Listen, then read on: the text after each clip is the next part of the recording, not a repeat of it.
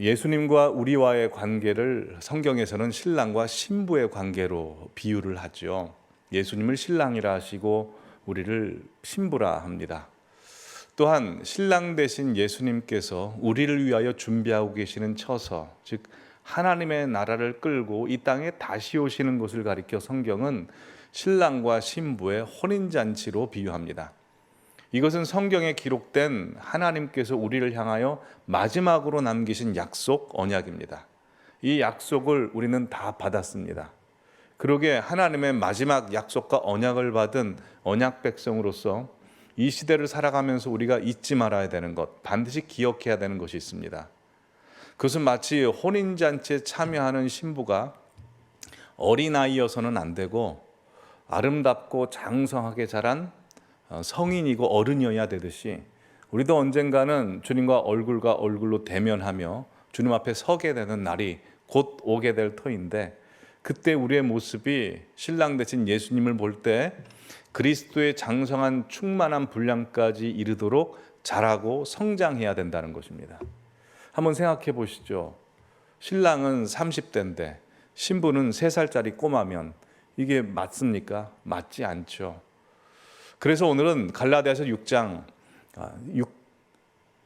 7절에서 9절 말씀을 통해서 영적 성장의 원리가 무엇인지 3가지로 함께 하나님의 말씀을 듣도록 하겠습니다. 오늘 말씀을 통해서 영적 성장의 길이 무엇인지 발견하시고 또한 그 길을 직접 걸어가심으로 말미암아 하나님께서 보실 때 아름답고 좋고 기쁘고 하나님이 인정하시는 모든 성도님들 되시기를 간절히 기원합니다. 오늘 3가지로 말씀드립니다. 첫 번째, 영적 성장의 원리는 심은 대로 거두게 됩니다. 심은 대로 거두게 됩니다. 입니다. 오늘 보면 7절 한 목소리로 읽도록 하겠습니다. 스스로 속이지 말라. 하나님은 업신여김을 받지 아니하시나니 사람이 무엇으로 심든지 그대로 거두리라. 하나님께서는 우리 인간의 인생을 마치 농사 지는 것으로 비유하십니다. 그래서 농부가 A라는 씨앗을 심으면 A라는 열매를 거두게 되고 B라는 씨앗을 심으면 B라는 열매를 거두게 된다고 합니다. 당연하죠. A를 심었는데 B를 거두지는 않습니다. 자, 그렇다면 하나님께서는 우리 인간의 삶에 왜 뿌린 대로 심은 대로 거두게 하셨을까요? 왜 인간은 심은 대로 거두게 되는 것일까요? 그것은 하나님께서 우리 인간을 만드실 때 이 세상에 많고 많은 재료 중에 하필 흙을 재료로 삼으셨기 때문입니다. 창세기 2장 7절에 보시면 여호와 하나님이 땅의 흙으로 사람을 지으시고 라고 되어 있어서 이 세상을 살아가는 모든 사람들은 흙으로 살아갑니다. 여러분, 흙의 기본적인 특성은 무엇입니까? 콩 심은 데 콩 나고 팥 심은 데 팥 난다는 겁니다. 그러기에 흙이 재료인 우리의 인생에 좋은 것이 심어지면 좋은 것이 날 수밖에 없고 나쁜 것이 심어지면 나쁜 것이 날 수밖에 없는 것이 이 세상 법칙입니다. 왜요? 우리가 흙이기 때문에 그렇다는 겁니다. 그래서 성경의 인물을 예로 들어보면 성경의 인물들은 모두 심은 대로 그 인생에 그들의 열매를 다 거뒀습니다. 야곱을 보시면 야곱은 다들 아시다시피 그가 얻고자 하는 것을 위하여 그는 사람들과 갈등을 일으키고 사람들을 속입니다. 그는 형이 가진 장자권을 빼앗고 싶어서 팥죽 한 그릇으로 형이 배고팠을 때 장자권을 빼앗습니다. 또한 야곱은 형이 받아야 될 아버지의 축복권 역시 가지고 싶어서 형처럼 속이죠. 형은 털이 많은 사람인데 자기의 팔에 염소털을 심어서 아버지에 가서 이렇게 얘기합니다. 아버지, 나는 아버지의 맏아들 에서입니다 라고 아버지를 속이죠. 그러게 이 야곱의 인생은 속임이라는 씨앗을 심었습니다. 근데 야곱의 인생을 보시면 그 속임이라는 씨앗을 심었기 때문에 평생 속는 열매를 맺게 됩니다. 가장 먼저는 그가 외삼촌 라반의 집에 살 때 라반의 딸 라헬을 좋아하고 사랑하게 됩니다. 그래서 라헬과 결혼하고 싶어서 결혼하게 해달라고 했더니 라반이 7년 동안 봉사하라고 하죠. 그는 열심히 7년간 봉사했습니다. 그리고 7년 때 되는 날 이제 결혼식을 하고 이제 라헬을 맞이할 줄 알았는데 아침에 눈 떠 보니까 레아였습니다. 레아. 즉 그 라반과 그의 레아가 짜고 야곱을 속이게 된 것이죠. 뿐만 아닙니다. 창세기 37장에 가보시면 야곱에게는 10아들이 있었습니다. 근데 10아들이 요셉을 미워해서 요셉이 올 때 그의 채색 옷을 빼앗고 구덩이에 빠뜨리고 또한 그를 미디안 사람에게 팔아버리죠. 그 빼앗은 채색 옷을 마치 야곱이 그 젊은 날 자기가 에서인 형 에서라고 아버지 이삭을 속였던 것처럼 똑같이 채색 옷에 피를 묻힙니다. 피를 묻혀서 아버지에게 갖다 주죠. 아버지, 이것을 우리가 발견했으니 아버지 아들 오십니까? 라고 이야기해서 야곱의 아들 10명이 야곱을 그대로 속입니다. 즉 야곱은 자기가 속임이라는 씨앗을 뿌리자 그 역시 속게 되는 열매를 맺게 되는 것이죠. 이건 한 개인의 인생뿐만이 아닙니다. 가족 공동체, 여러 공동체도 마찬가지입니다. 야곱의 아버지와 어머니는 야곱 가정에 편애라는 아주 잘못된 씨앗을 심었습니다. 그래서 이삭은 형 에서를 더 편애합니다. 그리고 어머니 리브가는 야곱을 더 편애했습니다. 그랬더니 두 자녀가 서로 싸우게 되죠. 뿐만 아니라 편애를 받고 편애를 당했던 야곱 역시 그 자녀들에게 편애라는 씨앗을 심자 형제들끼리 분란이 일어날 수밖에 없는 것이죠. 이렇게 인간이란 존재는 흙으로 지어졌기 때문에 심는 대로 거두게 됩니다. 근데 우리의 영혼도 마찬가지입니다. 여러분, 우리는 날마다 무엇인가를 심고 있습니다. 가만히 있어도 생각이라는 씨앗을 심고 있고, 텔레비전을 봐도 그 드라마에 나온 스토리를 심고 있고, 일을 할 때도 내 마음의 씨앗을 심고 있습니다. 근데 중요한 것은 성경이 우리가 수많은 씨앗을 우리 흙으로 된 영혼의 바탕 위에 심는데 딱 두 가지로 구분할 수 있답니다. 8절 말씀 함께 읽도록 하겠습니다. 자기의 육체를 위하여 심는 자는 육체로부터 썩어질 것을 거두고 성령을 위하여 심는 자는 성령으로부터 영생을 거두리라. 우리가 매일매일 순간 수많은 씨앗을 심는데 딱 두 가지로 나눕니다. 하나는 육체를 위하여 심는 것이 있고 또 다른 하나는 성령을 위하여 심는 것이 있답니다. 성도님들의 삶을 돌아보시면 지금 어디에 많이 씨앗을 심고 계십니까? 육체를 위해서 심고 계십니까? 성령을 위해서 심고 계십니까? 근데 본문 다시 보시면 육체를 위하여 심는 것은 썩어진답니다. 근데 심는 것만 썩어지겠습니까? 그렇지 않죠. 심겨진 토양인 우리도 썩어지게 되는 것이고, 또한 성령으로 심으면 심는 것만 살아나는 것이 아니라 심어진 우리도 같이 살아나는 것이죠. 왜냐하면 우리는 심는 대로 거두는 흙이기 때문에 그렇습니다. 그러기에 성도님들의 인생 가운데 항상 성령의 것을 심으시기 바랍니다. 그래야 그것이 우리를 살려내기 때문에 그렇습니다. 여러분, 하나님께서 우리에게 주시는 이 구원은 거저 주시는 은혜죠. 하나님께서 직접 심어주시는 은혜입니다. 그러나 구원 외에 성령의 기름 부으심이나 또한 성령의 역사나 영적 성장은 모두 우리가 문을 두드리고 구하고 찾고 애쓰고 심어야 되는 일입니다. 여러분, 영적인 세계는 원인과 결과의 법칙이 분명합니다. 기도하는 사람과 기도하지 않는 사람이 어떻게 같을 수 있겠습니까? 섬김을 하는 사람이 맺는 열매와 섬기지 않는 사람이 맺는 열매가 어떻게 같을 수 있겠습니까? 헌신하는 사람, 하나님의 뜻대로 사는 사람이 당하는 맞닥뜨린 도전과 유혹, 그리고 헌신하지 않고 자기 마음대로 사는 사람에게 맞닥뜨린 도전과 유혹이 어떻게 같을 수가 있겠습니까? 그 수준이 다를 수밖에 없습니다. 자신의 목숨 걸고 사명 감당하는 사람에게 부어지는 성령의 기름 부으심과 그냥 주어진 일이니까 그냥 하는 사람에게 부어지는 성령의 기름 부으심이 어떻게 같을 수 있겠습니까? 다를 수밖에 없습니다. 왜요? 우리가 보기에는 아무것도 보이지 않지만 보이지 않는 곳에 심는 것이 있기 때문에 그렇습니다. 여러분, 우리가 똑같이 이렇게 예배 드리고 있지만요, 어떤 분이 찬양할 때 보면 그분이 손 올리고 찬양하면 그곳에 은혜가 많이 내립니다. 또한 어떤 분이 이 자리에 나와 설교를 하면 꼭 하나님이 함께 계시는 것 같고요, 어떤 분이 섬기고 헌신하면 하나님이 꼭 그분 편만 드시는 것 같습니다. 그게 그냥 이루어지는 게 아닙니다. 보이지 않는 곳에서 애쓰고 심는 것이 있다는 것입니다. 성도님들의 삶 가운데 심는 것이 있으십니까? 혹시 나에게는 왜 성령의 역사와 하나님의 신령한 은혜가 부어지지 않는가 하면서 그런 불평과 원망하고 계시는 분들 계십니까? 한번 자신의 삶을 살펴보시기 바랍니다. 살기 위하여 성령으로 심는 것이 있는가? 성경은 분명히 말씀합니다. 스스로 속이지 말라. 하나님은 만울이 여김을 받지 아니하시나니 심는 대로 거둔다라고 했습니다. 성도님들의 인생 가운데 성령으로 심으시기 바랍니다. 성령의 것을 심으시면 그것이 우리를 살립니다. 우리를 키웁니다. 강하게 하고 회복되게 하고 또한 우리를 아름답게 만들고 우리에게 기쁨을 줄 것입니다. 평안을 줄 것입니다. 첫 번째 영적 성장의 길은 바로 심는 대로 거둔다는 것입니다. 두 번째 영적 성장의 원리는 심는 일은 불편하고 번거롭다는 겁니다.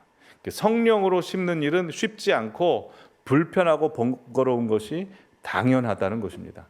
여러분, 예수님께서 우리의 신앙생활이 만만치 않다고 말씀하셨습니다. 마태복음 7장 13절에서 14절 말씀을 함께 읽도록 하겠습니다. 좁은 문으로 들어가라. 멸망으로 인도하는 문은 크고 그 길이 넓어 그리로 들어가는 자가 많고 생명으로 인도하는 문은 좁고 길이 협착하여 찾는 자가 적음이라. 우리의 신앙생활은 결국 어느 문으로 들어갑니까? 좁은 문으로 들어가야 된답니다. 근데 좁은 문으로 가기까지 길도 넓고 편한 길이 아니랍니다. 좁고 길이 협착하답니다. 그래서 찾는 자가 적다고 하죠. 근데 거기서 끝나지 않습니다. 우리가 좁은 문을 가기 위해 좁은 길로 가야 되는데 그냥 가지 않습니다. 무장해제야 되지 않습니다. 마태복음 16장 24절 함께 읽도록 하겠습니다. 이에 예수께서 제자들에게 이르시되 누구든지 나를 따라오려거든 자기를 부인하고 자기 십자가를 지고 나를 따를 것이니라. 좁은 문을 향해서 아주 좁은 길을 가야 되는데 그냥 가는 게 아니라 자기를 부인하면서 십자가까지 지고 가는 겁니다. 그러니 신앙생활이 쉽겠습니까? 신앙생활이 불편하고 번거로운 것이 정상적이랍니다. 그러나 여러분, 불편하고 번거로운 것은 항상 우리에게 가치를 만들어냅니다. 그래서 좁은 문, 좁은 길, 자기 십자가 지고 가면 결국 뭐가 있다고 합니까? 생명이 있습니다. 그냥 넓은 길, 편한 길, 많은 사람들이 가는 길로 가면 뭐가 있다고 합니까? 멸망이 있다고 합니다. 몇 년 전 미국 텍사스에 있는 그 미 항공국 나사에서 한 실험을 합니다. 그 실험의 제목은 CFT-70 프로젝트라는 실험인데요. 이 실험은 우주인들이 장거리 우주 여행을 했을 때 그 인체 뼈와 근육이 어떻게 위축이 되는지, 또 혈액순환은 어떻게 되는지, 또한 그들의 면역 체계는 어떻게 되는지를 조사하는 겁니다. 이 조사의 내용은 이렇습니다. 머리가 밑으로 약간 기울어진 침대에서 70일간 누워서 생활하는 겁니다. 딱 침대에 붙어서 누워서 생활합니다. 성도님들 같으시면 이 실험에 참가하시겠습니까? 안 하시겠습니까? 참가를 안 하죠. 그러니 이 미 항공국 나사에서는 이 실험 대상자를 모집하기 위해 신문 보시면 18,000불을 상금으로 겁니다. 그래서 이 실험에 성공한 자는 18,000불을 주겠다고 합니다. 그래서 수많은 젊은이들이 신청했습니다. 왜 신청했는지 물어보니까 쉽게 돈을 벌 수 있으니까 신청을 했습니다. 신청한 사람 중에 앤드류 이바니키라는 사람이 있었습니다. 당시 그는 26살 청년이었고 철인 3종 경기에 나갈 만큼 아주 체력이 건장한 사람입니다. 실험에 참여해서 주사를 맞고 이제 침대에 눕혀진 상태로 70일간을 보냅니다. 그리고 70일 이후에 끝나자 이제 눕혀졌던 침대가 자동으로 탁 90도로 서더니 이제 연구진들이 이 앤드류에게 한번 걸어보라고 합니다. 앤드류가 이제 70일 만에 처음으로 발을 땅에 딛고 한 발 한 발 걷습니다. 어떻게 되었겠습니까? 쭉 걷다가 보니까 이 사람의 심박수가 갑자기 150bpm까지 올라갑니다. 그리고 머리에서 땀이 비오듯이 내리기 시작하고 어질어질해지고 메스껍고 몸에 두드러기 나서 두드러 긁고 또 눈이 뒤집혀지더니 갑자기 쓰러져 기절해 버렸습니다. 웬 그런가 봤더니 70일간 누워 있었기 때문에 산소를 운반하는 혈액 순환이 이루어지지 않았죠. 그러다 갑자기 움직이니까 혈액이 움직이면서 마치 전기를 갑자기 사용하면 누전 차단기가 작동돼서 전기가 끊어진 것처럼 우리 인체도 체력을 보호하기 위해서 기절이라는 방어 기제로 그가 기절하게 됐다는 것입니다. 그래서 그는 70일간 누워서 실험을 했는데요. 그 몸이 회복되기까지 병원에서는 12주 동안 있었답니다. 10주 동안 실험을 했지만 회복되는 데는 12주가 걸렸습니다. 쉽게 돈 버는 줄 알고 실험에 참가했다가 오히려 목숨이 위험할 뻔했고 건강이 더 어려워졌습니다. 여러분, 사람은 편한 거 참 좋아합니다. 세상이 날로 편리해집니다. 물론 세상이 편리해지기 때문에 일의 능률이 오를 수도 있고 또한 일의 시간이 단축될 수도 있습니다. 그러나 사람의 인간사는 모든 일이 쉬워질 때 가치 있는 게 만들어집니까? 그렇지 않죠. 사람의 가치와 은혜와 아주 귀중한 것들은 항상 불편하고 번거로운 것들을 감수했을 때 일어납니다. 신앙생활은 더욱더 그렇습니다. 우리의 신앙생활이 자꾸 편리해지고 편해지면 영적으로는 더 위험해집니다. 왜냐하면 하나님을 붙잡는 손이 풀어져 버리기 때문입니다. 그러나 신앙생활이 불편해지고 번거로워짐에도 불구하고 그걸 기꺼이 받아들이게 되면 오히려 하나님을 붙잡는 손이 더욱더 강력해지기 때문에 안전합니다. 뿐만 아니라 우리의 신앙생활도 불편하고 번거로운 곳에 자꾸만 갈 때 하나님께서 우리의 신앙을 키워가시고 우리를 더 영광스럽게 만드십니다. 여러분, 우리의 기도가 언제 성장합니까? 성도님들, 기도를 받으실 때가 쉽습니까? 아니면 기도를 직접 나가서 하실 때가 쉽습니까?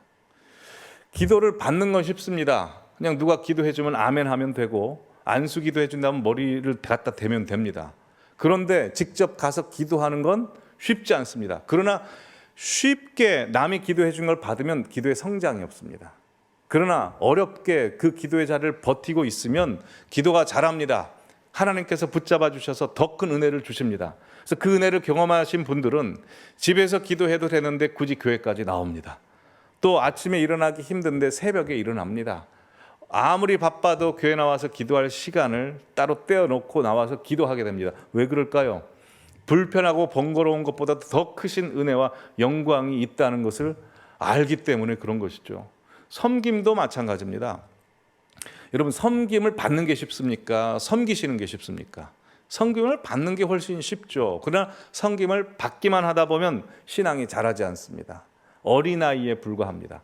그러나 계속 섬기다 보면 불편합니다. 번거롭습니다. 복잡한 일이 생깁니다. 하지만 섬기는 자에게 주시는 하나님의 영광과 은혜가 따로 있습니다. 하나님의 마음을 불어넣어 주시고요.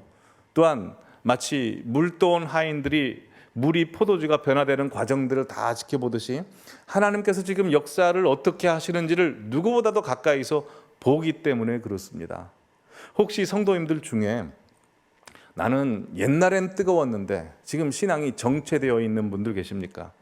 옛날엔 너무나 기쁘게 했는데 지금은 습관적으로 변하신 분들 혹시 계시지 않습니까? 한번 자기 자신을 돌이켜 보시기 바랍니다. 내가 자꾸 신앙생활에 있어서 불편하고 번거로운 것은 멀리하고 있진 않은지, 쉬운 것만 하려고 하는지 아는지, 또한 내가 하고 싶은 영역만 열심을 내는 건 아닌지 한번 돌아보시기 바랍니다. 여러분, 언제나 하나님이 우리를 이끄시는 장소는 불편하고 번거로운 장소입니다. 그곳에서 하나님이 함께 계시기 때문에 그곳에 있을 때 우리의 신앙은 성장합니다. 우리가 참 좋아하는 말씀이 있습니다. 마태복음 28장 18절에서 20절 말씀입니다. 우리는 앞뒤 구절을 참 좋아합니다. 하늘과 땅의 모든 권세를 가지신 예수님께서 20절 마지막에 세상 끝날까지 우리와 항상 함께 있으리라, 이 말씀 참 좋아하죠. 근데 이 말씀은 단순한 위로의 말씀이 아닙니다. 중간이 중요합니다. 19절 말씀 함께 읽어보실까요? 그러므로 너희는 가서 모든 제자를 삼아 아버지와 아들과 성령의 이름으로 세례를 베풀고 내가 너희에게 분부한 모든 것을 가르쳐 지키게 하라. 자, 보시면 하늘과 땅의 모든 권세를 가지신 주님께서 그 권세와 능력을 가지고 세상 끝날까지 우리와 함께 하신다고 하는데 어떤 사람과 함께 하십니까? 너희는 가서 어디로 가랍니까? 불편한 자리로 가랍니다. 모든 민족을 제자로 삼고 아버지와 아들과 성령 이름으로 세례를 베풀고 내가 너에게 분부한 모든 것을 가르쳐 지키는 불편한 자리, 그 번거로운 일을 할 때 주님께서 더욱더 영광으로 능력으로 함께 하실 줄 믿습니다. 여러분, 신앙생활 쉽지 않습니다. 하지만 그 심는 일 불편하고 번거로울지라도 그 속에서 하나님이 수많은 영광을 만들어내실 것입니다. 그러니 하나님께서 부르시는 기도의 자리로 자주 나아가시기 바랍니다.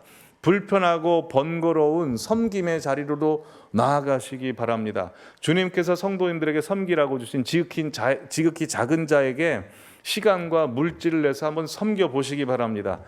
수많은 사람들 앞에서 하나님을 시인하고 예수님을 시인하여 전도해 보시기 바랍니다. 주님께서 권능과 능력을 가지시고 함께 하실 때 남들이 누리지 못했던 특별한 은혜와 영광과 기름 부으심을 느끼실 것입니다. 구제하는 현장으로 가시고 기도하는 현장으로 가셔서 하나님의 놀라운 은혜를 다들 경험하시기를 바랍니다. 마지막으로 영적 성장의 원리는 낙심하지 않고 포기하지만 않으시면 승리와 영광의 열매를 거두게 됩니다. 낙심하지 않고 포기하지 않으면 승리와 영광의 열매를 거두게 됩니다. 오늘 보면 9절 말씀 다 함께 읽도록 하겠습니다. 우리가 선을 행하되 낙심하지 말지니 포기하지 아니하면 때가 이름에 거두리라. 자, 이 말씀에 중요한 전제가 있습니다. 때가 이르면 거두게 되는데 선을 해가고 성령으로 심고 영적 성장을 위해서 애쓰는 일을 하다 보면 어떤 일이 발생한다는 겁니까? 낙심하는 일이 발생한답니다. 근데 낙심하는 일이 발생하는데 왜 낙심이 우리에게 오겠습니까? 낙심의 목적은 포기하게 하려고. 그래서 때가 이르면 열매를 거두는 걸 못 보게 하기 위한 것입니다. 하나님께서 성도님들로 하여금 기도하게 하고 또한 섬기게 하시고 또한 봉사하게 하시고 전도하게 하시는 일을 하다 보면 꼭 낙심되는 일이 있고 하기 싫은 일이 생기고 포기하고 싶을 때가 분명히 옵니다. 사단이 그 일을 줍니다. 왜요? 열매를 거두지 못하게 하기 위해서, 중간에 포기하기 위해서입니다. 우리가 항상 기억해야 되는 것은 낙심과 포기하려는 마음이 당연히 온다는 것을 알고 열매가 있다는 것, 열매는 정해져 있다는 것을 항상 기억하시기 바랍니다. 기도로 예를 들어보죠. 우리 교회에 요즘 기도하시는 분들 참 많아지셨고 기도의 능력과 수준이 많이 높아지셨습니다.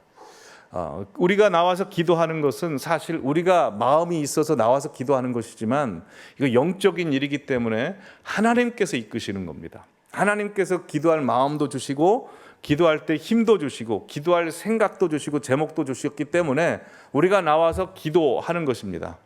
근데 기도할 때 우리가 항상 기억해야 되는 것이 있습니다. 하나님께서 우리로 하여금 기도하러 나오게 하시는데요, 기도하러 나오게 하시기 전에 하나님께서 하시는 일이 있습니다. 이게 뭔지 아십니까? 그것은 우리가 기도하러 나오기 전에 이미 하나님은 응답부터 해버리신다는 겁니다. 그 응답을 먼저 주시고 우리에게 기도할 제목을 주시고 기도할 마음을 주셔서 나오게 하십니다. 열왕기상 18장에 보시면 엘리야가 갈멜산에서 850대 1로 우상선지자와 싸워 승리하게 됩니다. 그리고 나서 그는 3년 6개월 동안 비가 오지 않았던 북이스라엘 위해서 비가 오게 해달라고 하나님 앞에 기도합니다. 보면 보시면 엘리야가 갈멜산 꼭대기로 올라가서 땅에 꿇어 엎드려 그의 얼굴을 무릎 사이에 넣고 기도합니다. 얼굴을 무릎 사이에 넣는 것 되게 어렵습니다. 간절히 기도했다는 것입니다. 근데 언제까지 기도했습니까? 43절 함께 읽도록 하겠습니다. 그의 사환에게 이르되 올라가 바다 쪽을 바라보라. 그가 올라가 바라보고 말하되 아무것도 없나이다. 이르되 7번까지 다시 가라. 한 번 기도했을 때 역사가 안 일어났습니다. 2번 기도했을 때도 역사가 안 일어나고 7번까지 기도했을 때 45절 보시면 큰 비가 내리는지라 라고 해서 비가 내리게 됐습니다. 여러분, 어떻게 엘리야는 자기가 기도해서 비가 오게 했을까요? 어떻게 끝까지 기도할 수 있었을까요? 그 이유가 있습니다. 오늘 본문이 18장 32절인가요? 보시면 42절부터 45절인데요. 그 앞에 1절에 보시면 이런 기록이 있습니다. 함께 읽도록 하겠습니다. 많은 날이 지나고 제3년에 여호와의 말씀이 엘리야에게 임하여 이르시되 너는 가서 아합에게 보이라. 내가 비를 지면에 내리리라. 하나님께서 이미 엘리야에게 먼저 내가 비를 지면에 내리겠다고 약속하셨습니다. 이 약속이 있었기 때문에 엘리야가 기도한 것이지 자기가 기도하고 싶어서 계속 기도한 것이 아닙니다. 분명히 응답이 있다는 걸 알고 기도했기 때문에 끝까지 기도할 수 있었고 낙심하지 않고 포기하지 않을 수 있었다는 겁니다. 우리도 마찬가지입니다. 하나님께서 우리로 하여금 기도하러 나오게 하실 때는 이미 하나님께서 주시고자 하는 게 있습니다. 이미 응답해 버리셨습니다. 그리고 우리에게 마음을 주시고 직접 나와서 기도하게 하십니다. 그리고 끝까지 기도할 때 하나님께서 이미 예비하신 응답을 우리가 현실로 눈으로 보고 손으로 만질 수 있다는 것입니다. 그러기에 기도하시는 분들 항상 기억하십시오. 기도할 마음을 지금 하나님께 주시는 분들 기억하십시오. 이미 하나님께서 주시고자 하는 응답이 있습니다. 그러기에 성도님들께서 하실 일은 분명히 기도하다가 낙심될 일, 포기하고 싶은 일이 왔을 때 그 자리를 버티고 앉아 있는 겁니다. 그러면 응답은 누가 주시는 겁니까? 내가 만들어내는 것이 아니고 결국 하나님께 있으니 하나님이 응답하신다는 겁니다. 끝까지 자리를 지키시고 헌신의 자리, 사명의 자리, 섬김의 자리로 나오시기를 바랍니다. 그 자리를 버티십시오. 그래서 영광된 순간을 맞이한 사람이 다니엘 아닙니까? 여러분, 다니엘은 기도의 사람이었습니다. 근데 페르시아 관리들이 다니엘을 시기 질투하여 그 기도하는 사람이 발견되면 사자굴에 넣는 법안을 만들어 버리죠. 근데 다니엘서 6장 10절에 보시면 그 법안이 찍힌 것을 알고도 불구하고 다니엘은 기도합니다. 근데 그냥 기도하지 않습니다. 가장 결정적인 순간에 감사하며 하나님 앞에 기도할 수 있었습니다. 그리고 그는 사자굴에서 구원함을 받습니다. 그럼 어떻게 가장 결정적인 순간에 감사로 하나님 앞에 열매를 올려드릴 수 있었을까요? 그 이유가 있습니다. 본문 자세히 보시면 그는 전에 하던 대로 하루에 3번씩 무릎 꿇고 기도했다고 했습니다. 즉 그가 기도의 자리를 쭉 쌓아왔기 때문에, 그 쌓아온 기도의 열매들이 있기 때문에, 그 시간들이 있기 때문에 그는 가장 결정적인 순간에도 감사로 하나님 앞에 영광을 올려드릴 수 있습니다. 우리도 마찬가지입니다. 하나님께서 우리에게 원하시는 것은 마음 한번 주고 그냥 즉각 하나님의 역사가 일어나는 것이 아니고 될 때까지 끝까지 그 자리를 지키시는 것을 하나님께서 가장 귀하게 보십니다. 손양원 목사님께서 1943년도에 신사참배를 반대하시다가 옥고를 치르시게 됩니다. 옥고를 치르시다 보니 사모님께서 너무 걱정이 돼서 이제 병이 드신 겁니다. 그때 손양원 목사님께서는 병중에 있는 사모님께 편지를 보냅니다. 보시면 동인 어머니에게 병고 중에 얼마나 신음합니까? 이같이 몹시 더운 날씨에 고열도 심하고 게다가 병고까지 있으니 설상가상이겠구려. 그러나 믿음과 진리는 기호와 환경을 초월하니 안심하소서. 꽃피고 새우는 시절뿐만 아니라 백설이 분분한 엄동혹한 중에도 하나님의 사랑은 여전하오. 온갖 귀한 그릇에 산의 진미를 먹을 때만 하나님을 찬양할 뿐 아니라 초가 삼간에서 못 먹고 병들었을 때도 하나님을 찬양할지니 항상 기도하고 범사에 감사해야 하오. 이 남편이 아내에게 보내는 편지가 아니라 목사님이 성도님들에게 보내는 편지 같죠. 네. 이어서 계속 이렇게 편지를 씁니다. 나는 솔로몬의 부귀보다 욥의 고난이 더욱 귀하고 솔로몬의 지혜보다 욥의 인내가 더욱 아름다워 보입니다. 평안과 기쁨은 만병의 보약이니 모든 염려는 주께 맡기고 부디 병석을 떠나소서. 보시면 나는 솔로몬의 부귀보다 욥의 고난이 더욱 귀하고 솔로몬의 지혜보다 욥의 인내가 더욱 아름다워 보입니다. 이 문구가 마음에 새겨집니다. 신랑이고 남편인 손양원 목사님이 신부이고 아내인 사모님에게 이 말씀을 해주셨는데요. 마치 신랑 되신 예수님께서 신부 되는 우리에게 이렇게 말씀해 주신 것 같습니다. 나는 너희가 부귀 안에 풍족히 있는 것보다 고난에 처해 있을 때 더 애처롭게 본다. 나는 너희가 번뜩이는 생각 가지고 지혜 가지고 살아가는 것보다 그래도 묵묵히 우직하게 그 인내하며 그 자리를 버텨내는 것이 너무나 사랑스럽다. 하나님께서 성도님들 우리를 그렇게 바라보고 계시다는 겁니다. 영적 성장의 길 쉽지 않습니다. 심은 대로 거두는 길이요 좁은 길을 가야 되는 번거롭고 불편한 길입니다. 그러나 그 길은 낙심하지 않고 포기하지 않고 끝까지 가기만 하면 이미 주님께서 준비해 주신 승리와 영광의 열매를 맺게 됩니다. 그러니 성도님들의 인생에서 끝까지 심으시기를 바랍니다. 성령의 것, 생명의 것을 심으시기를 바랍니다. 찬송가 496장 가사를 보시면 이렇게 됩니다. 우리가 언제부터 언제까지 심습니까? 새벽부터 저녁까지 심어야 됩니다. 그러면 주님께서 열매를 차차 익어 때가 되면 기쁨으로 단을 주십니다. 2절도 보면 비가 오는 것과 바람 부는 것을 우리가 보면서 겁을 내기 시작합니다. 그래도 뿌려보랍니다. 그러면 일이 다 마치고 걷기 꽂을 때 기쁨으로 단을 거두게 된답니다. 또한 3절 보면 우리는 항상 씨를 뿌릴 때면 염려합니다. 이게 혹시 바람 불면 날아가지 않을까, 문제가 생기지 않을까. 그러나 애탈지라도 주님께서 칭찬하신답니다. 그러니 기쁨으로 단을 거두게 되니 항상 씨를 뿌리라고 그렇게 말씀합니다. 우리가 이 찬양 하나님 앞에 올려드릴 때 힘차게 박수치면서 그렇게 찬송하도록 하겠습니다.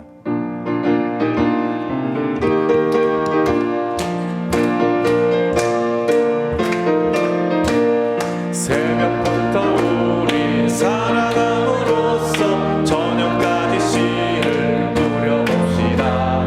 열매 차차 익어 곡식 거둘 때에 기쁨으로 나를 거두리로다.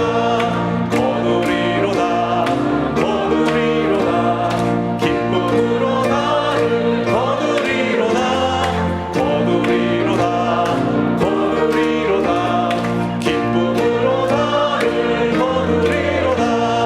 비가 오는 것과 바람 부는 것을 겁을 내지 말고 뿌려봅시다. 일을 마쳐놓고 곡식 거둘 때에 기쁨으로 나를 거두리로다. 거두리로다. 거두리로다.